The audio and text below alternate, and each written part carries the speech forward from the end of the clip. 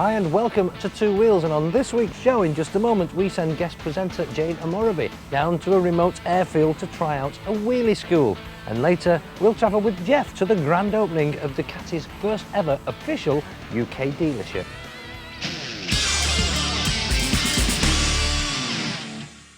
Now you have to admit the ultimate pose for any biker is pulling that wheelie. So I've come here to Kemble Airfield to learn how to take off.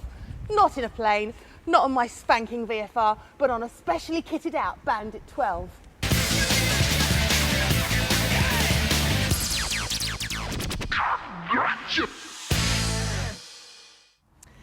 Here we are then, designated area of Kemble Airfield, and up here is Andy, the instructor for the day, who is hopefully going to teach me how to wheelie. I'm so excited. And this is my partner Bick, who I've brought along for moral support. Hello then, Andy. Hello, good morning, welcome to Stunt Wheelie School. This is our bike today, Bandit 1200, standard bike, so you'll find that it's just technique that enables you to do a wheelie. Right. You don't have to use lots of power, it's all technique. So, bit cold today, so I've got my special stunt mitts on for extra sensitivity. So, Cop a load of those. and they're fully tested, as you can see. So before we do anything else, I'll just warm the bike up a bit. Can I just ask you, is there anything that's different about this to a standard bike? Is there any modifications? No, what we've done is we've put a bigger cooler on it, that's it. It's a standard bike, not particularly powerful. It hadn't even got the obligatory Micron in-can on, so it doesn't even sound proper. And this This is the device on the back, which is going to enable us to train you to do wheelies today. Right. So, in effect, you can't flip the bike.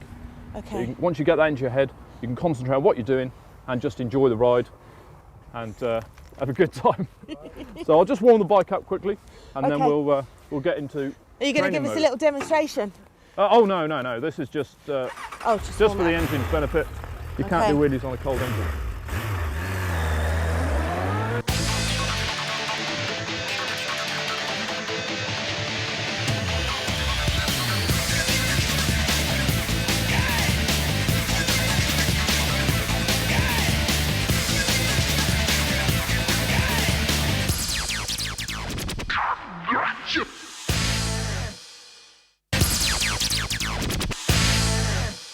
Okay, so the next step is for you to have a go.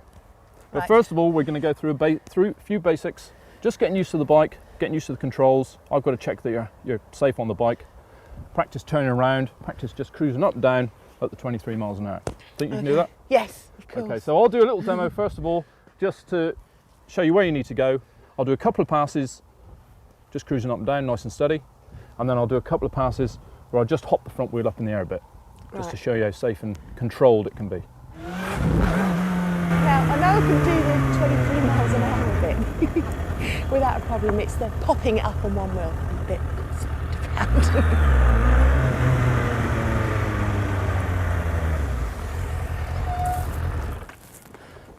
And it really is as easy as that. Not particularly powerful, just technique. Right. Don't forget to stay off the grass. It's not a motocross bike. So when you turn around, take it easy. Slow right down, turn it around, then speed up again slowly. Side stand up, off you go.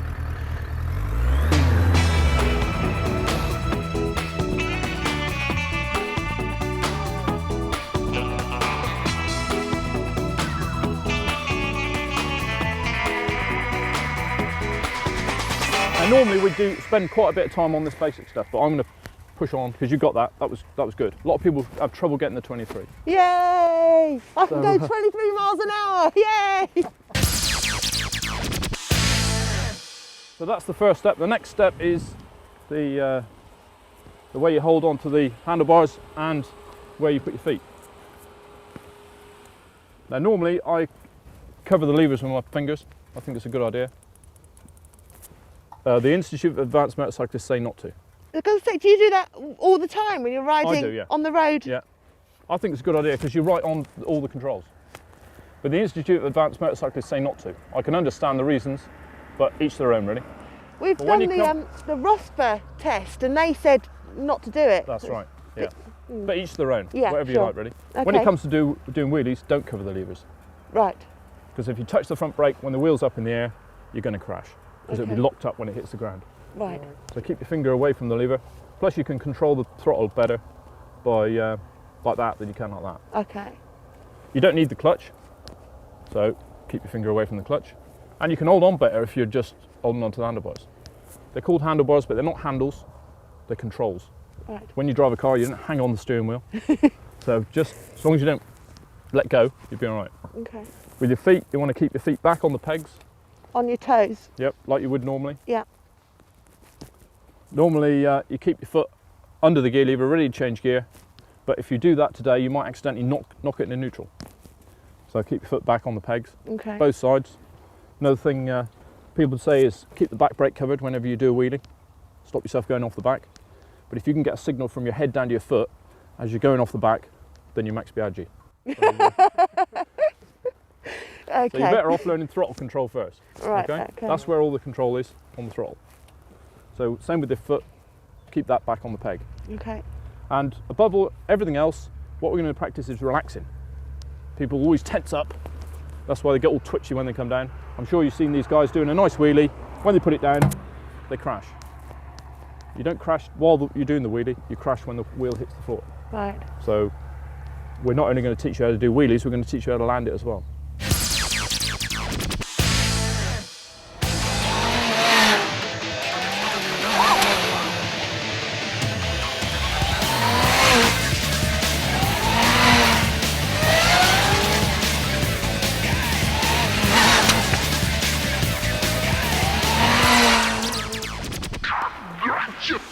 Thanks, absolutely brilliant.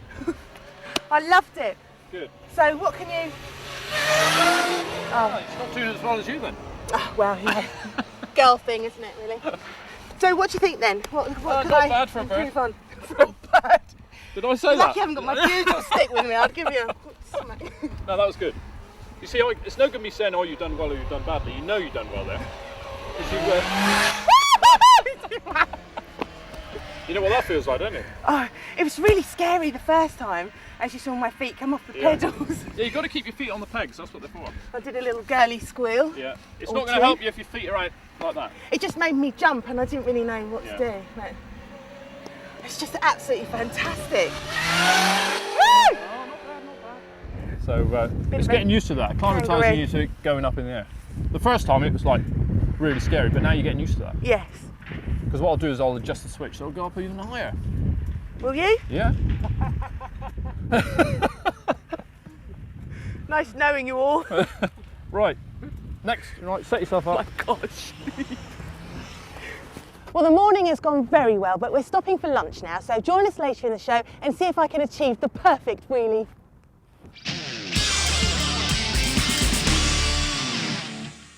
If you like talking bikes, then why not join in with our bike forum? You can find it on the Men and Motors website, and here is the address. It's www.menandmotors.co.uk.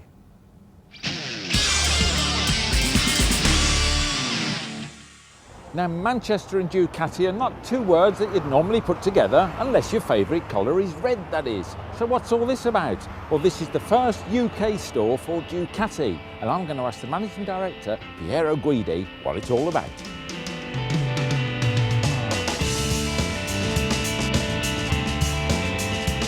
Well, of course, the first thing I wanted to know was just what was the idea behind this new corporate store? The idea is to bring the best of Ducati to all our fans and all the passionate people about our brand around the world. We have now touched the ground in the UK. We've touched ground here in Manchester, which is one of the best locations for us because we have a lot of passionate people around. But also through the store, the basic concept is that the dealer will embrace all the Ducati strategy, and we will be side by side to the dealer to serve the customer as best. And I also wanted to know, is it a worldwide initiative or is the UK the only one? Yes, it's already happened in other countries. We have about 92 stores in the world. Mainly the basic idea started in Italy. We have stores all around Europe and all around the world. I also wanted to know just how many stores were likely to be in the UK. Well, we don't have a precise number yet, but we want to be as close as possible to all our fans here, all our enthusiasts. I reckon at the end of the day there will be around 25 and 30 stores which will cover the territory and will give the opportunity to the dealer to make a good business. On the other side, to back up the customer in the right way. Well, of course, that's the official line from Ducati, but if all this has got to work, you've got to have someone on the ground, and that guy is Dave Patterson. And I asked Dave, why this move? The size of the location here, from Manchester, Liverpool, Warrington, Cheshire, from Stafford up, you know, we couldn't really miss it, really. We needed to be where it's all happening. I'd also noticed that around Cheshire there were loads of Ferraris and other expensive motors, so no doubt there was a lot of money. Yeah, we've seen all the Ferraris and everything, and we're just flying about all the boys with the toys. But what did Dave say to whether there was a typical Ducati owner? Possibly a few years ago there was the real Ducati customer, because there was only an element of people who think they could afford it. But since we've been at Field, we've learned that there's a lot of people who have been used to the Japanese bikes, and the pricing structure now has come down. So, you know, you've got the Monster range at like £4,000. So you've got people coming in now thinking, my God, you know, the Ducatis aren't as dear as we thought, but the eliteness is still there, and they want that keyring, you know. But did Dave think that specific branding was a way to get customer loyalty? I think this was the way to go. I think what people need is they've seen a lot of Ducati dealers with lots of other Japanese bikes, and if you know, you can be swayed from one to another. I think this is the way I've done this for, is that they come in, they see that we're specialists in it, we know what we're talking about, the mechanics are fully trained, and it is a one-stop shop. Anything you want, it's here. And I think when they walk through the door, they'll know if they're serious about buying one, they won't go anywhere else. You know, this is what it's about. And I also happen to know that Dave was a keen Ducati fan himself. Yeah, I've got the latest 996R, and I used to have Troy Bayliss' 1998 championship winning bike, which had a couple of track days on. It was fantastic. And I think that actually played a big part with me and Piero, the boss of Ducati. You know, we're very passionate about them. So that's it. That's what the new store's all about. But to make sure things went with a swing, you have to have some big names about, and they were there. Neil Hodgson opening the champagne to open the store, teammate James Tosland mixing with the crowd, and even world champ Troy Bayliss stopping by. Will this new concept work though, you ask? Well, it certainly works for Harley, and time will tell if it works for Ducati.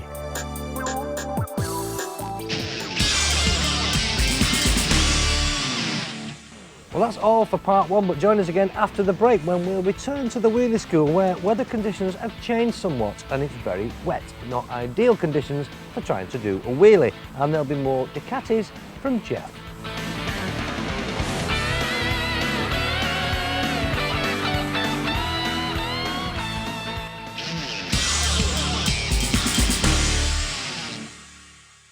Welcome back to Two Wheels. In just a moment, more for you Ducati fans from Jeff. But first, we'll return to the Wheelie School with Jane, where conditions have deteriorated and she's still got a tickly cough.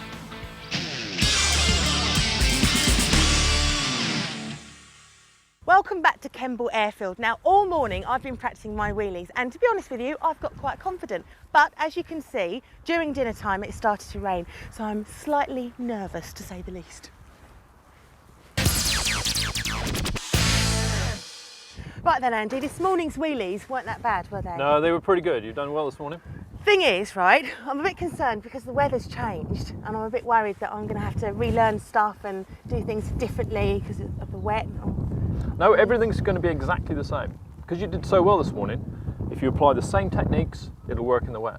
A lot of people think it's just a psychological thing. If it does accidentally come over a humpback bridge or something like that, you can control it, put it down nicely and safely, and not crash. So you're not advocating doing wheelies on the road, because we all know that that's completely illegal. Oh no, not at all. No, but should you just come up against a wheelie and be unexpected, then you can come to the Stunt Wheelie School. Yeah, sure. And a lot of racers that if you win a race, you want to be able to wheelie over the line. Well, that's what I was thinking. You see, my next venture, you know, when I'm coming over the line, start, finish straight, that's and right. I'm in the lead. I want to be able to do a little stunt, don't I? Make sure you do a big wheelie. Tell me about this little thing at the back here. Well, the wheelie device, which fits on the back of the bike, can be fitted to any bike. It's easy to wire in. It wires into the side stand switch, so it's very easy to fit. And obviously, when that touches the ground, just for a fraction of a second, it interrupts the ignition, a bit like a rev limiter. Yeah. And it brings the front nicely down under control. As you've found, it's barely noticeable. Yeah. So but it there keeps is it safe. absolutely no way that you can come off the back of this. So long as the switch is set up properly, Yeah. and obviously you're on the side of caution when you fit it, as long as it's set up properly, it makes it impossible to flip over the back. Good evening, ladies and gentlemen.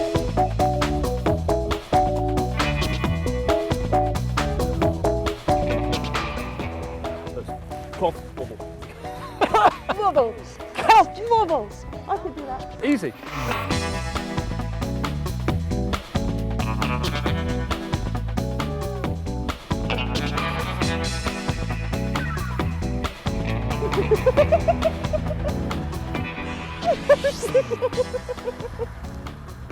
Oh dear. What do you think? Stop laughing, this is serious. That was wicked! That's it, that's what you've got to do. Yeah, cough and wobble. No, I don't know how far away that went, but it was hell of a way.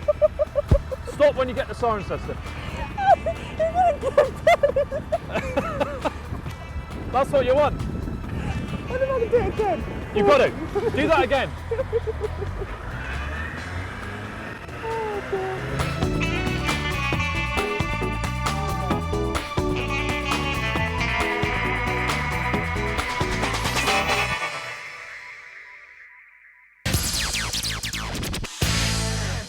Checking my basics, 23. Cough and wobble on the way up.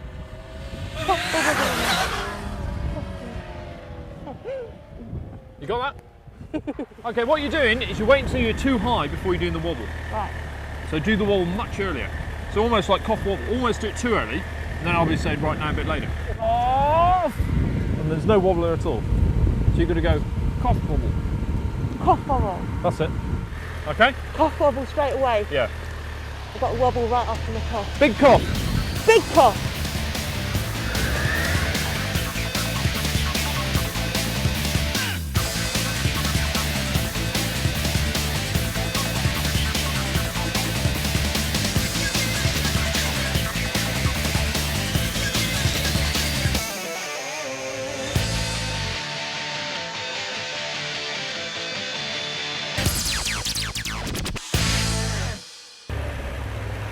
So that worked then, the first one you did, Yes. but then you're doing it every time, isn't it? That seemed to work. So do one more like that, okay? Okay. Big cough, little cough, little cough, little cough. Keep Big it going. cough, little cough, little cough, little cough. Up, up. Big cough, little cough, little cough.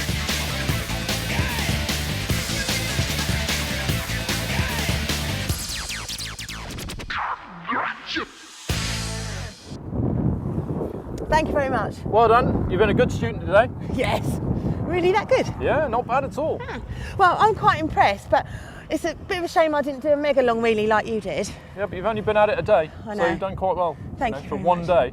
I'm very pleased that I did manage to get the wheel up, because last night when I was laying in bed thinking, oh, I'm doing wheelie school tomorrow, I was so excited and I didn't think I was going to do a wheelie at all. So I feel quite confident that I can do them now. I want to go away and practice now, because I've had a really good day and I really do want to learn how to do Yeah. wheelies. So I've got to make sure it's not on a public road. That's right, yeah. And it might be an idea to get one of these. Yeah. And you can course. fit these to any bike. They can be fitted to any bike. So can Normally I fit the- it? Yeah, it can be fitted to the VFR. Normally they're wired into the side stand switch. Right. But even bikes without side stand switches, you can wire into the earth side of the coils. Got a side stand switch on his XJR 1300, but can he have one as well? Yeah, no problem at all. Well, thanks again. No problem. I've no doubt we'll be in touch. Yeah, I look forward to seeing you on the telly. And yourself. Yeah, so take it easy, Thank you. and I'll see you next time.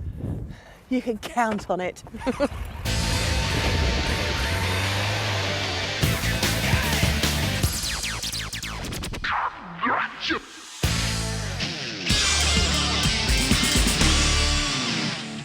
Wouldn't it be good if we all had somewhere that we could write to voice our opinions, to tell the world what we thought about things in the world of biking? It could be things like this: parking problems, lack of parking spaces, in fact, in a city centre. And don't think we're only interested in people who ride big fancy superbikes. If you ride a little scooter like this, then your opinion is just as important. It might be about the state of a particular road in your area, but it doesn't have to be something bad. You might want to air your views about something good. You might think somebody deserves a pat on the back. So if you have got a view on anything bikey at all, then tell us and we'll tell the rest of the world. Here's the address you can write to: 2 Wheels, Men and Motors, Granada TV, Key Street, Manchester, M69EA. Or alternatively, you can email us at this address. There it is, twowheels@granadamedia.com. Write to us. It would be rude not to.